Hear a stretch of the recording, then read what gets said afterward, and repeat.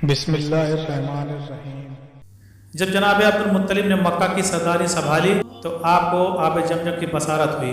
چونکہ آپ نے اپنے فرزند حارث کو اپنے ساتھ لیا اور اشارہ کی گئی جگہ سے زمین کھودنا شروع کر دیا، مگر اہل مکہ کو یہ بات ایک آنکھ نہ بھائی اور وہ زور دینے لگے کہ ہم بھی خدائی میں شریک ہوں گے، مگر جناب عبدالمطلب نے کہا ایسا نہیں ہو سکتا، چونکہ بصارت مجھے ملی ہے تو خدائی بھی میرے ہی ذمہ داری ہے۔ اہل مکہ نے ماننے سے انکار کیا تو معاملہ طول پکڑ گیا۔ الغرض یہ فیصلہ کیا گیا کہ کسی معتبر شخص سے اس کا فیصلہ کرایا جائے، چنانچہ اس مقصد کے لیے شام کا سفر شروع کیا گیا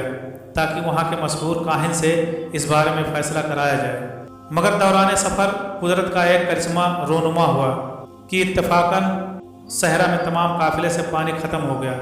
جب سب لوگ پیاس سے تڑپنے لگے، مل کر جناب عبدالمطلب سے کہنے لگے ہم تمہارے کہنے پر اس حالت کو پہنچے ہیں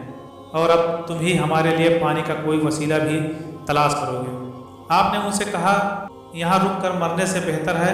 چلتے رہیں، ضرور کہیں پانی بھی میسر آ جائے گا۔ چنانچہ سب اپنی سواریوں پر سوار ہو کر چلے ہی تھے کہ حضرت عبدالمطلب کی سواری کے پاؤں کے نیچے سے چشمہ جاری ہو گیا،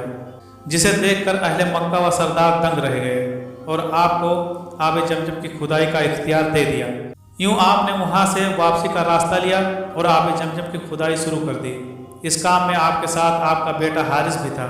یہ ایک سخت اور محنت طلب کام تھا۔ ایک دن کی بات ہے کہ جب آپ کھدائی کر رہے تھے تو آپ کو خیال ہوا کہ میرے ایک کی بجائے اگر 10 بیٹے ہوتے تو مجھے اتنی تکلیف نہ برداشت کرنی پڑتی، وہ میرے مددگار بھی ہوتے اور معاشرے میں بھی مجھے ایک خاص مقام حاصل ہوتا،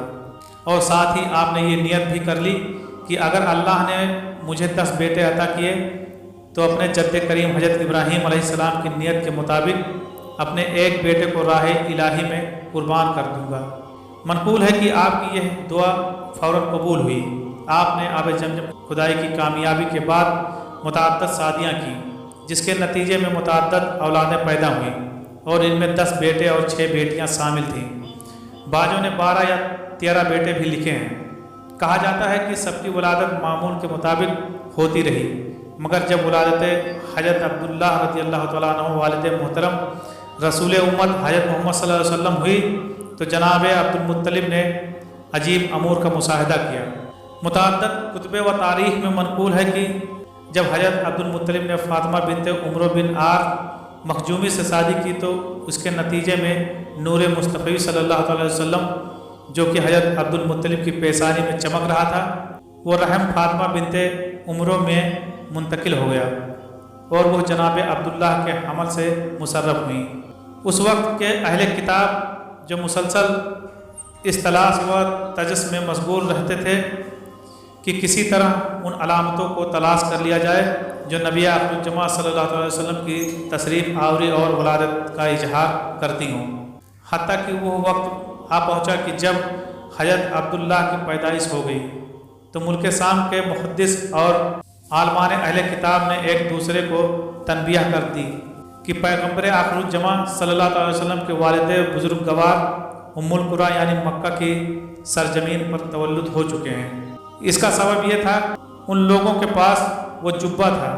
جو حضرت یحییٰ علیہ السلام جیبتاً فرمایا کرتے تھے، اور یہ آپ علیہ السلام نے اس وقت بھی پہنا ہوا تھا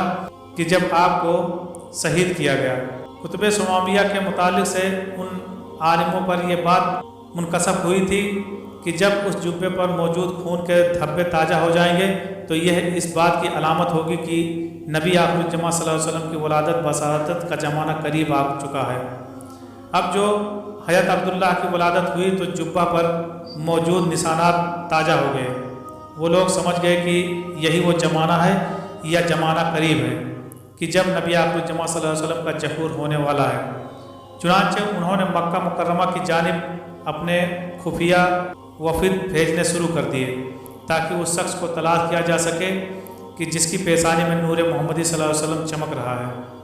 مگر جتنی بار بھی وہ اس مقصد کے لیے آئے ہر بار نامراد ہی واپس لوٹے، اور اللہ تعالیٰ نے جناب عبداللہ کو ان کے سر سے محفوظ و مامون رکھا۔ یوں آپ اللہ کی حفاظت میں پرورش پاتے رہے منقول ہے کہ ایک مرتبہ جناب عبداللہ نے اپنے والد کو بتایا کہ جب کبھی میں بطحائے مکہ اور کوہ بصیرہ کی طرف جاتا ہوں تو میری پشت سے نور چمکتا دمکتا ظاہر ہوتا ہے. وہ نور دو حصوں میں تقسیم ہو کر مشرق و مغرب کی طرف جاتا ہے، پھر اکٹھا ہو کر ابر پارہ کی شکل اختیار کر کے میرے اوپر سایہ فگن ہو جاتا ہے. پھر میں دیکھتا ہوں کہ آسمان کے دروازے کھلتے ہیں تو یہ نور آسمان کی طرف اٹھتا ہے اور پھر واپس آ کر میری پشت میں سما جاتا ہے. اور ایک مرتبہ آپ نے بتایا کہ میں جب زمین پر بیٹھتا ہوں تو زمین سے آواز آتی ہے، اے وہ شخص جس کی پشت میں نور محمدی صلی اللہ علیہ وسلم امانت ہے، آپ پر سلامتی ہو. حتیٰ کہ حضرت عبداللہ سنِ بلوغت کو پہنچے تو صورت و سیرت میں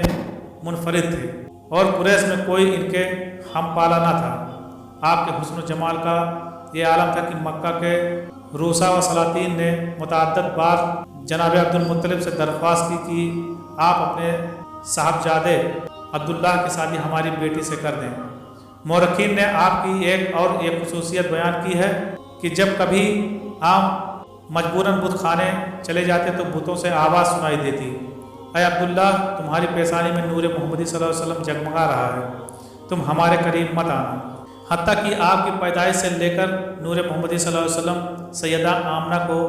تفویض ہونے تک ایسی متعدد روایت ہیں جو آپ کے فضائل و کمالات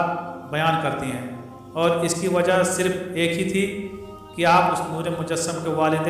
بزرگ گوار ہیں کہ جس کی برکت سے ظلمت و جاہلیت کے بادل چھٹ گئے. دعا ہے اللہ پاک مرکت پر کروڑوں رحمتوں کا نزول فرمائے اور ان کے صاحبزادے و اعلیٰ مرتبت حضرت محمد صلی اللہ علیہ وسلم کی برکت سے ہمارے دلوں کو نور ایمان سے منور فرمائے. آمین ثم آمین. صلی اللہ علیہ وسلم.